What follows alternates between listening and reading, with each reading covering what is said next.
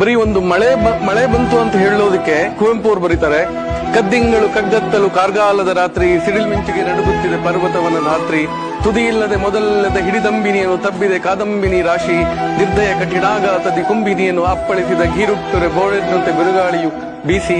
ಈ ತರ ಬರೆಯೋದು ಮೋಸ್ಟ್ಲಿ ನಮ್ಮ ಕನ್ನಡಿಗರಿಗೆ ಬಿಟ್ರೆ ಬೇರೆ ಇನ್ಯಾವ ಭಾಷೆಗೂ ಈ ತಾಕತ್ತಿಲ್ಲ ಅನ್ಕೋತೀನಿ ನಾನು.